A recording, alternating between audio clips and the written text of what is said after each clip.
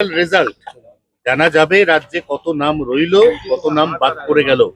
একজন বর্ষিয়ান রাজনীতিবিদ, সাংগঠনিক নেতা হিসেবে আপনার কি ক্যালকুলেশন, কত নাম বাদ পড়তে পারে? যেটা আমরা আন্দাজ করেছিলাম 1 কোটির বেশি ভুয়ো নাম আছে, আর সেদিকেই যাচ্ছে। প্রায় 65 লক্ষ বাদ হয়ে গেছে। 50 লক্ষ লোককে ডাকার পরেও এসআইআর ভেরিফিকেশন আসেনি। এই নাম তো বাদ যাবেই। তারপরে আরো প্রায় 35 লক্ষ নাম যেগুলো থাকবে বিভিন্ন কারণে ডিসপিউটেড, সেখান থেকেও কিছু বাদ যেতে পারে। তাহলে সাম আপ করে, যেমনটা মুখ্যমন্ত্রী জৈন মন্দিরের উদ্বোধনে গিয়ে সেদিনকে বলেছিলেন যে উনি আশঙ্কা করছেন 1,20,00,000 নাম বাদ যেতে চলেছে। আপনার ক্যালকুলেশনে মোট সংখ্যাটা কত? তার মানে আমরা যেটা বলেছিলাম উনি তো ওটা মেনে নিয়েছেন। বিজেপি এটাই বলছে, আমরা বলছি 1 থেকে 1.5 কোটি ভুয়ো নাম আছে। এই নামগুলোকে বাঁচাবার জন্য এত নাটক মমতা ব্যানার্জি লোকেরা করেছেন। 1.5 কোটি লোককে নোটিশ দিয়েছেন ওনার কর্মচারীরা, এবং যাতে ব্যাপারটা পুরো গুলিয়ে যায়, যাতে ইলেকশন কমিশন রেগে মেগে বলে দেয় যাক আর ভেরিফিকেশন সবাই নাম ঢুকিয়ে দাও, সেই আশায় ছিলেন। তো সেটা হচ্ছে না। ওনারা গেলেন কোর্টও বুঝে গেছে এনাদের চালাকিটা, তারাও ছাড়ছে না। এই যে শুদ্ধিকরণ চলছে ভোটার লিস্টের, সবাই দিকে তাকিয়ে আছে। আমরা চাইছি এটা ঠিকঠাক হোক। নির্বাচন কমিশন এবং আদালত সবাই পশ্চিমবাংলার পরিস্থিতি বোঝেন, কারণ পশ্চিমবাংলা একটা বড় থ্রেট হয়ে গেছে। এখানে এত বিদেশি লোক, অবৈধ লোক ঢুকে পড়েছে। তারা যদি নাগরিক হয়ে যায়, ভোটার হয়ে যায়, তাহলে তো গণতন্ত্রের কি মানে থাকে? বা দেশের সুরক্ষায় আর পড়ে যাচ্ছে এখন রিস্কের মধ্যে। দেখুন সেদিন যে উগ্রপন্থীরা ধরা পড়েছে, তারা পশ্চিমবাংলা থেকে গেছে এবং টিএমসির মেম্বার, টিএমসি পার্টির লোক তারা।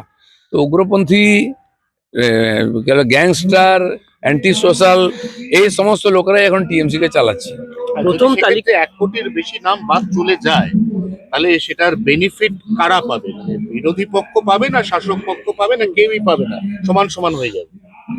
বিরোধী পক্ষ তো পাবেই, কারণ কি, যে ভোটটা বড় বড় নেতারা টিএমসি, দেখুন তাদের এলাকায় 50, 60, 70 হাজার করে নাম বাদ গেছে। 20%-এর বেশি নাম, 75,000 বাদ গেছে একটা অ্যাসেম্বলি থেকে। তো আপনি ভাবতে পারেন 20-25% নাম যদি ভুয়ো থাকে, যারা জিতে এসছে তাহলে কার ভোটে জিতেছে? ন্যাচারালি সমস্যাটা ওদের। তাই এসআইআর ঘোষণা হতেই আর একদম টিকি খাড়া হয়ে গেছিল। শেষ হয়নি, হতে দিচ্ছে না, এখনো সেই একই গন্ডগোল চলছে। তো বোঝাই যাচ্ছে কার ক্ষতিটা হবে। কমিশন সূত্রে খবর প্রায় 7,08,00,000 লোকের নাম থাকছে, কারণ প্রথম শুনানিতে যারা ডাক পেয়েছেন তাদেরও নাম থাকছে, নামের পাশে অ্যাডজুডিকেশন উল্লেখ থাকবে।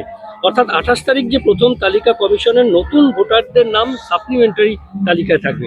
তাহলে তারা কি করবে? মানে যারা নমিনেশনের সময় যাদের নাম বাদ যাবে তারা কি করবে? দেখুন, এই যে 58 লক্ষ নাম ফর্ম ফিল আপে বাদ চলে গেছে, তারপরেও 1.5 কোটি লোককে নোটিশ করা হয়েছে।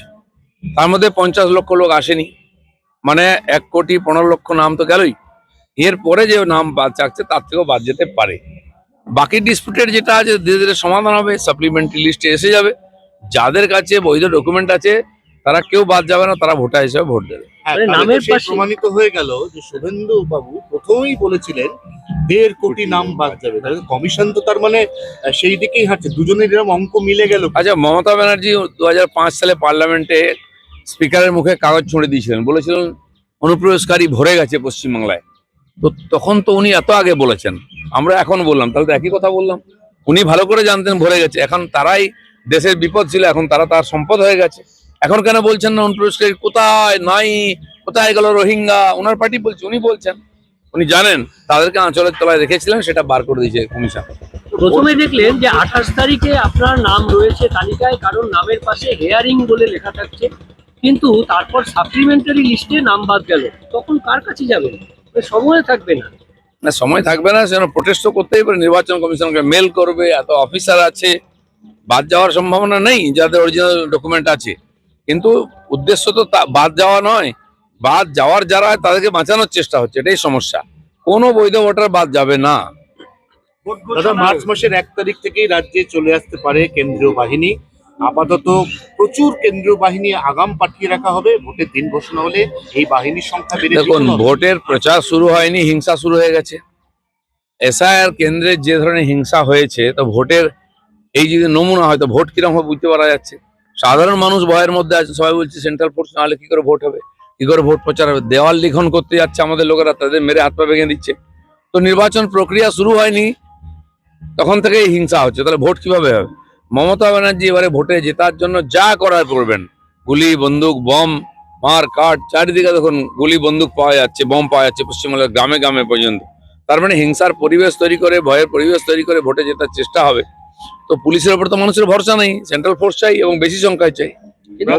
ব্রাত্য বসু বলেছেন যে এখন থেকেই যদি স্কুলে স্কুলে বাহিনী থাকতে শুরু করে, আমার এই স্কুলগুলো আমি চালাতে পারবো না, পড়াশোনা লাঠি উঠে যাবে। 8,000-এর বেশি স্কুল তো এমনি বন্ধ হয়ে যাবে, যেখানে টিচারই নেই। তো সেখানে ফোর্স থাকুক, সেটাও তো সেন্ট্রাল গভর্নমেন্টের সর্বশিক্ষা অভিযানের টাকা স্কুল তৈরি, ওনারা তো করেননি। ওনারা টিচারও দিতে পারছেন না। 6,000-এর বেশি স্কুল আছে যেখানে স্টুডেন্ট নেই, সেই স্কুলগুলো কি হবে? এসব কাজে লাগুক।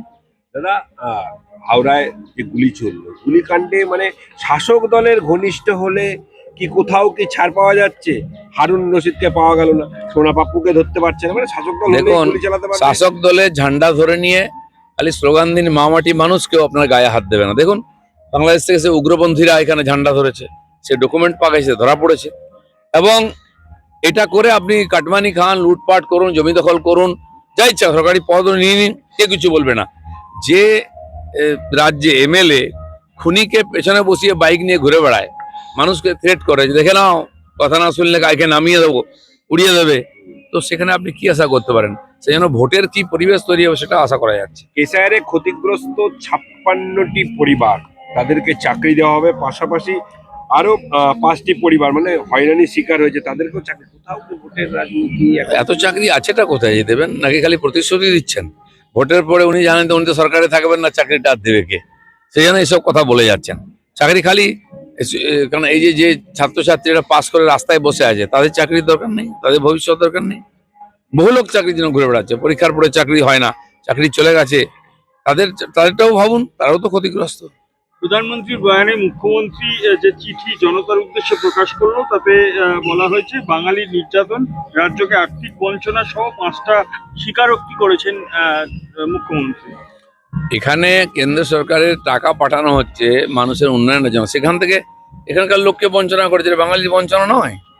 ওপার বাংলা থেকে হিন্দুরা এসে গেলে টেনশন, রোহিঙ্গা এসে গেলে কোনো টেনশন নেই, তারা বাঙালি হয়ে যাচ্ছে। কিন্তু অন্য রাজ্য থেকে এই দেশের যারা বৈধ নাগরিক, তারা যদি এখানে আসে, তার বিরুদ্ধে আন্দোলন করা হচ্ছে, তাদেরকে তাড়াবার চেষ্টা হচ্ছে। কিন্তু বাংলাদেশ থেকে যদি অনুপ্রবেশকারী ঢোকে, তারা বাঙালি হয়ে যাচ্ছে, তাদের এখানে থাকার অধিকার আছে, আর তাদেরকে ভোটার হিসেবে রাখার জন্য মমতা ব্যানার্জি চেষ্টা করছে। Thank you.